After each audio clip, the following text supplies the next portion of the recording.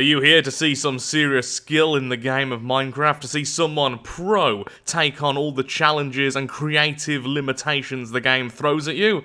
Well, you're in the wrong place. If you're here, though, to see someone struggle to do even the basics, but have the end goal of killing the Ender Dragon for the very first time, and for some reason try and get in hardcore mode, then you're in the right place. So this is going to be a short-lived series on the channel in which I do 20-day stints at a time in the game of Minecraft. This is 20 minutes per day, the day-night cycle in Minecraft, until I get all the way to killing the Ender Dragon, something I have never been able to do before in my entire life of playing Minecraft, because I used to play it a lot many years ago, long before the Ender Dragon was even a thing. Then I quit, and haven't really touched it since, except for a very small stint on the channel. So with that, let's get into the hardcore mode for the first 20 days, and let's see if I do anything even remotely correct. It's going to be heavily edited, and it's a new thing for me, so hopefully you enjoy. Starting off with the all-important task of naming your world something nice and optimistic. Day 1 began quite badly, in the middle of a leafy prison in the middle of the jungle, easily my least favourite of the biomes. I just don't like jungles. However, things turned around rather quickly when we managed to find ourselves a temple straight away. Making ourselves some wooden tools, I went to battle with the denizens of the temple, only somewhat forgetting how to fight. And then after breaking pretty much every trap I could find, we managed to find 3 diamonds. This is already beginning to be one of the best runs I've ever had in Minecraft, easily. Which was then cemented by the fact we found a parrot, and after testing out a few things, I realised they like seeds, and now we have a pet parrot, which I love. Although it did give me a heart attack because apparently it can mimic creeper noises. Thanks, Parrot.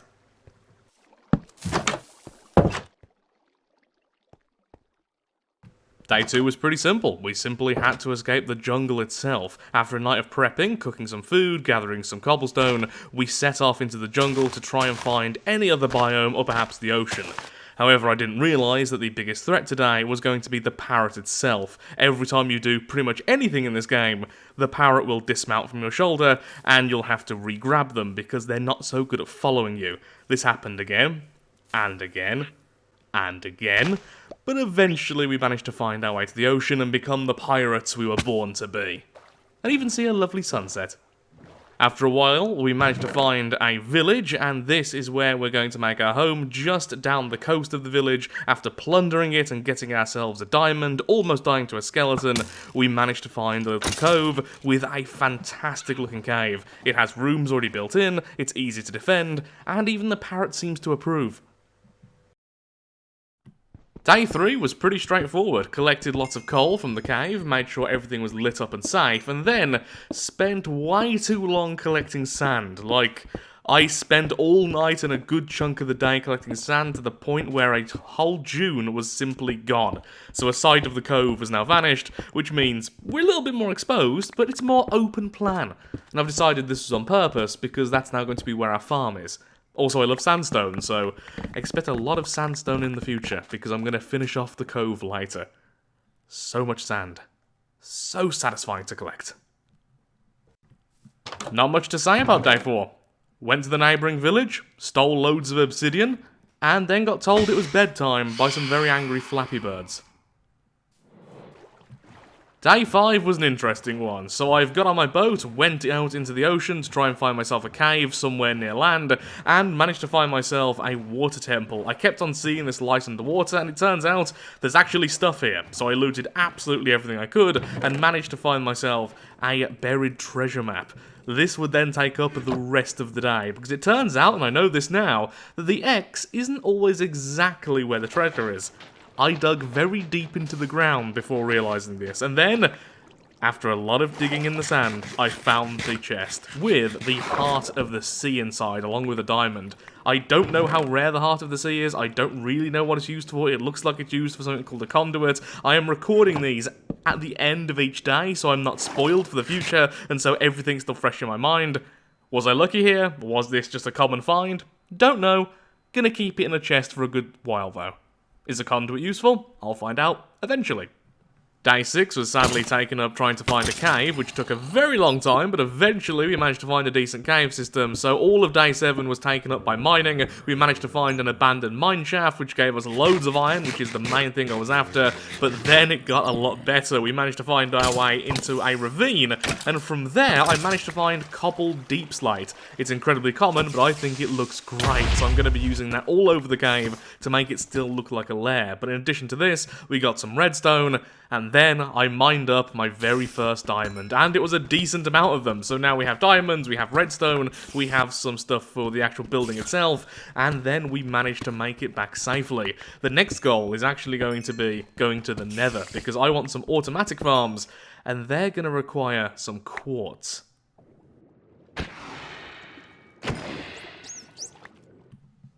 So by next step, going into the Nether, what I actually meant was next step is making a weird room for the Nether Portal itself, because it just feels wrong to build the Nether Portal this somewhat early without actually having a room for it, just putting it somewhere in the cave. So I've tried to keep the cave still looking like a cave, so I've only done the walls and the flooring. I've kept the ceiling around about the same as it was before, added a window, and I've started using the snowberries everywhere. Don't know why. I just love how they look, and I love the fact they hurt me anytime I get close to them. It makes me laugh every time.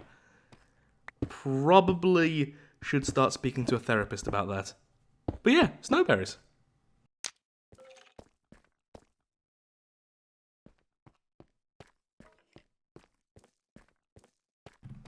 Day 9 is exactly what you'd expect. I went to the Nether itself, although we did end up spawning probably at the closest to the top of the Nether we could. The view was terrifying, but also kind of beautiful, so I probably am going to build a base here over the next few days. The automatic farms can wait. I want to build something here. So I got to work, first of all having a very successful battle versus a ghast, and then just mining around over and over again for a full day and night cycle, collecting 2.5 stacks of quartz, lots of soul sand, and lots of netherrack. It turns out the soul sand can be set on fire blue, which is really cool. Had no idea about that, so I'm probably going to be using that around the base as well. Also blue torches and blue lanterns. I like blue. So don't judge me, but this is how I spent the next 2 days. So to begin with, it all made sense. We were building just a small structure to defend the Nether Portal. I was just going to make a box around it, mostly using the materials I've already been using, so it's dark and gritty looking, like it belongs in the Nether, but safe enough that I won't be destroyed if I spawn in and I'm unlucky. So I started doing that. It was all going according to plan, until I started having the idea that we should start using glass absolutely everywhere. So we started with a simple glass flooring, and then I moved on to adding some glass windows, and it was still okay. The insanity had not yet fully crept in. Then, for no reason, I decided we should have a walkway. A walkway all the way across that lovely pit of fiery death to the other side. There is nothing there we can't get from our current side, but that's what I did. So I spent a full day making everything needed, because I needed more glass, I needed more smooth stone, because I wanted it to look okay, and I just built across for a full day. 20 minutes wasted just doing that for no reason. But now, if we ever do make this into a proper Nether hub, if this series is popular enough to continue, I will definitely come back here and make this even better, maybe making it into a proper tunnel. So it's definitely the start of something. But now we need to get back and start constructing our farms, because food is annoying, and the sweet berries aren't cutting it. Also, they're called sweet berries, not snowberries. They keep punishing me for getting it wrong, you see.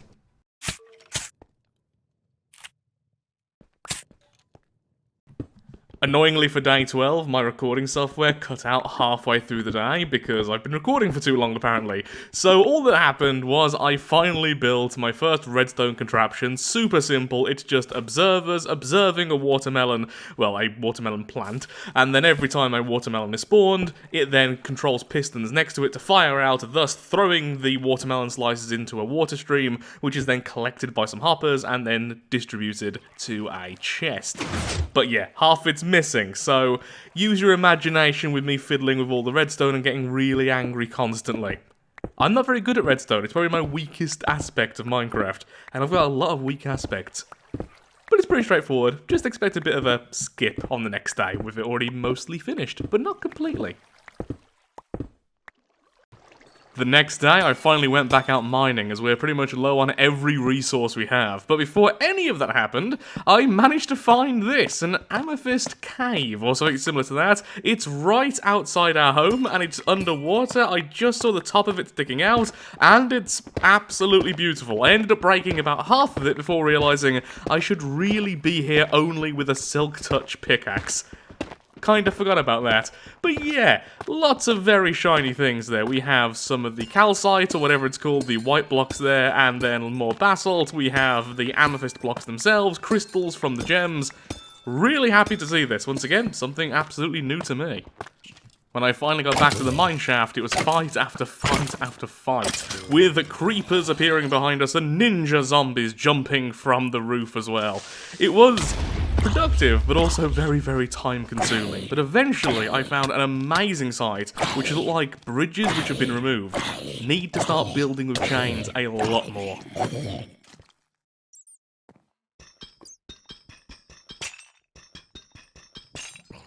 I'm ashamed to say that day 14 was basically just day 13 all over again, and it turns out that the deep slate is actually really common. It's absolutely everywhere, but that didn't stop me from spending most of this day just mining 4 or 5 stacks of it, because I really like it. I feel like it's one of those blocks some people might not like, but I absolutely adore. But we got loads of redstone as well, loads of coal, which are the 2 main things I was after for all of our future plans, and loads of iron to boot. Sadly, didn't find any diamonds this time, but we got plenty to go around, and an enchanting table is something I really want to try and push for before the first 20 days is over.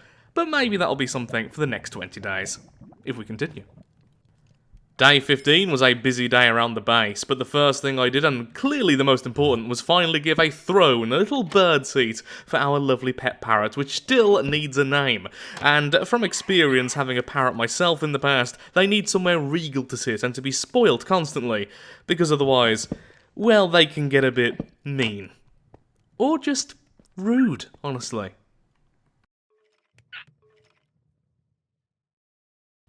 Next up, I quickly added the final layer to the watermelon farm. I still need to hydrate this just to make sure they're growing as fast as possible. I believe that helps them grow, but either way, this is still plenty of watermelons for me. I've got over a stack already ready for me before I added this layer. I'm not eating them fast enough as it is.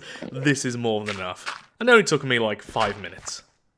Continuing with the farms, I'm also now making a very quick sugarcane farm. This is going to be really straightforward. It's going to have an observer which watches one of the canes. As soon as that cane gets to 3 high, it activates all the pistons at once, knocking down all of them above the 2 height limit, and then we get loads of sugarcane. If this works, because I think it should, but I just want to make sure it works in theory, I'm going to make it much bigger and add layers to it and everything else, possibly extending back into the cave where I can't actually see it, just to get loads of sugarcane, because I do want an enchanting table as soon as possible, probably in the next video now.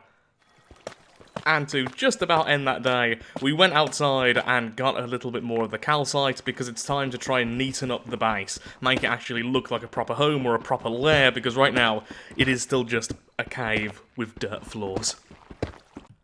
It's funny how some things you think will take ages take you mere moments, but then other things you think will take only a few moments end up taking the full day-night cycle. So day 16 was dedicated to just putting down a new pattern on the floor, making sure everything was clean on the bottom section of the base, and then building some stairs upwards.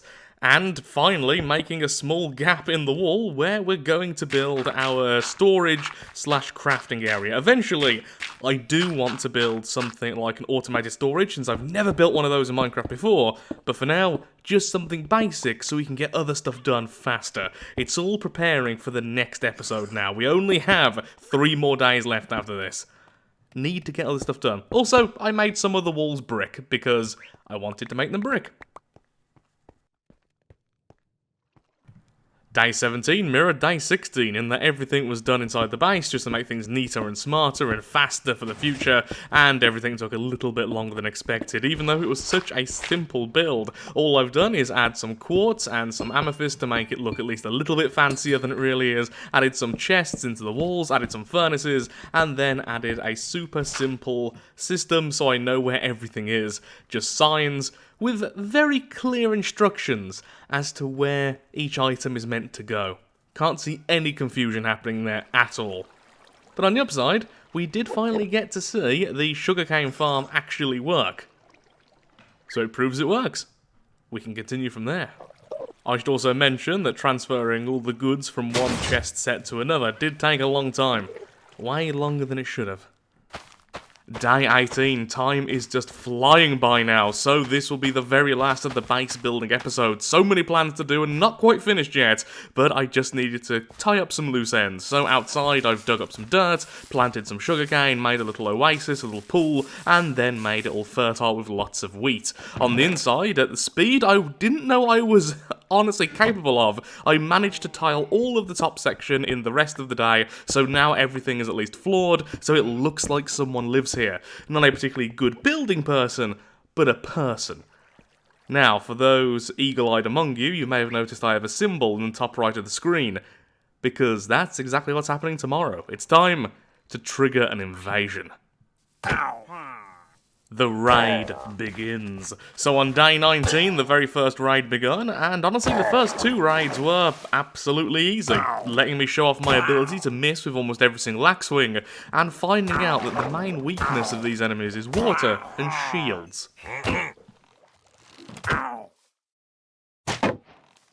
If you look closely, you can tell the exact moment where I soiled myself. So I found out about these things. Still don't know what their names are, but they're big and scary. And one hit almost killed me. It took me pretty much the rest of the day to kill this thing, eventually through ingenuity, building a wall, and fire. Mostly fire. The next wave was pretty straightforward. A good witch healed me, a bad witch poisoned me, and we killed lots of the same enemies over and over again. Nice and simple. I continued my streak of burning down the village to defend myself, killing lots of the axe-wielding pillagers, and then noticed there was yet another one of the big fellas. More fire was needed.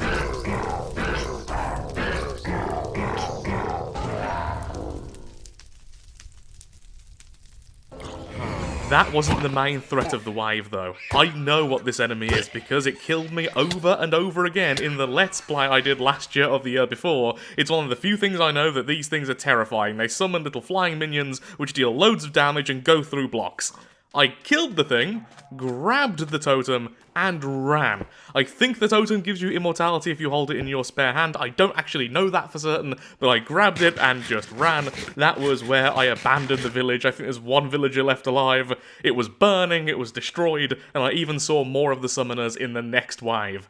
I was done. I know when I'm beat. I'll come back to reclaim it with better gear in the future.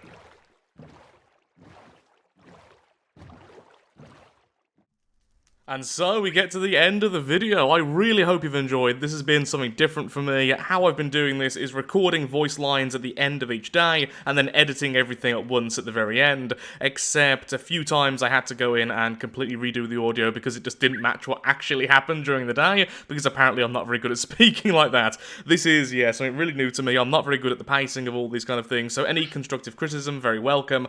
I really enjoyed this. It took me a fair few days to put together. It was super fun, and I really do hope it's popular enough for me to continue it and put in the effort for more of these videos in the future, maybe getting to 100 days like many other YouTubers have done. Not exactly the most original concept, but one I really wanted to try out. So with that, if you have enjoyed the video, then of course, likes, favourite, shares, comments, all that good stuff, helps out me, helps out the channel, and most importantly, shows that Minecraft is a series you wish to see continued in the future. Any suggestions, very welcome, and of course, we need a name for our lovely little overlord. Our parrot.